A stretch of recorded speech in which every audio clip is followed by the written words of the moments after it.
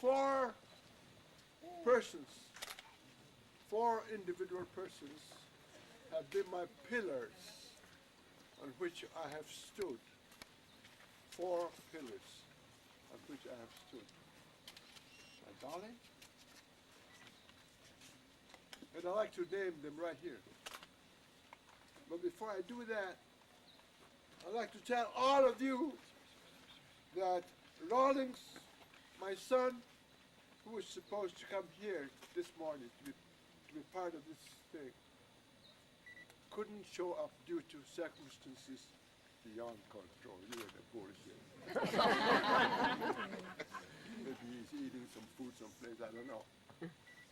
But he sent me an early call this morning at 5 a.m. to wish me well, to wish Professor Nkezian well, and to wish all of you well. So I'd like you to note that in your brain, diary, wherever.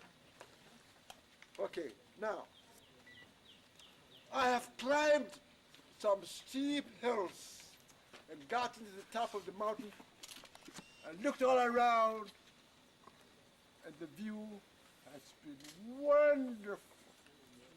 And I've also sunk into the deepest valleys you can think of and looked around and found some beautiful things there too.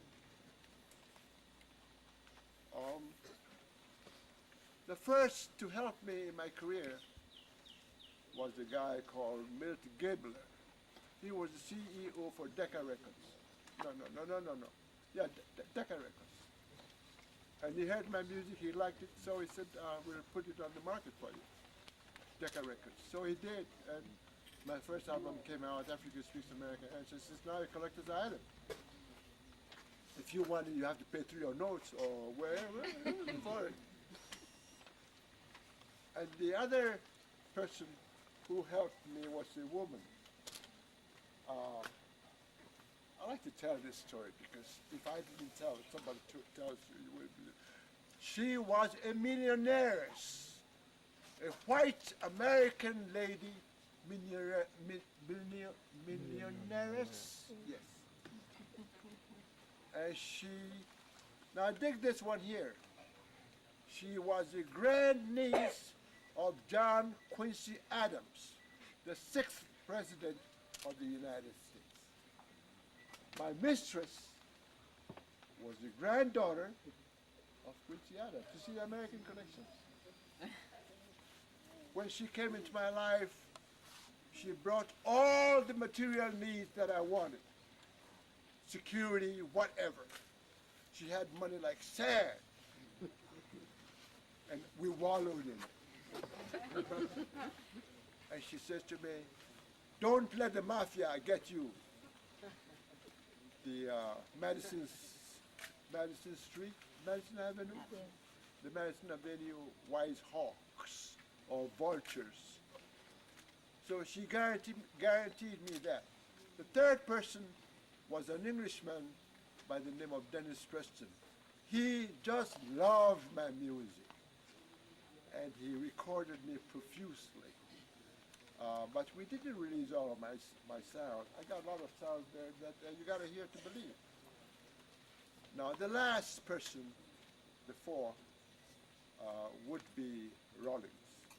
The first three have passed. They've crossed the bridge to the other side. Now Rawlings is still here with us. So these are the four pillars. Milt Gabler, Mrs. Wilson, Dennis Preston, and Jack Rawlings.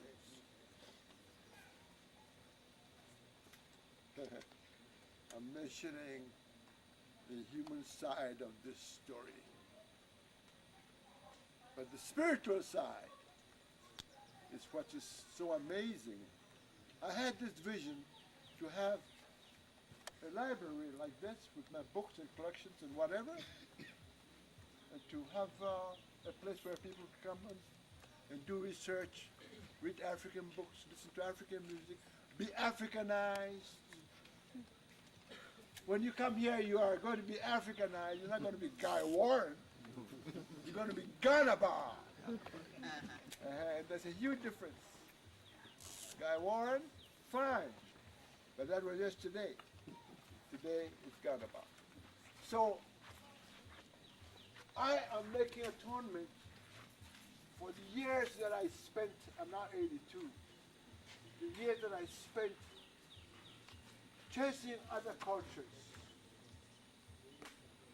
I'm making an atonement for that, and therefore I can't spare 1 second without mentioning Africa in deed, in speech, everything that I do, I went through. I'm sorry it took me so long, but I found myself on blah, blah. If you want to share this with me, fine. If you don't want to share this, that's your blues. In B flat.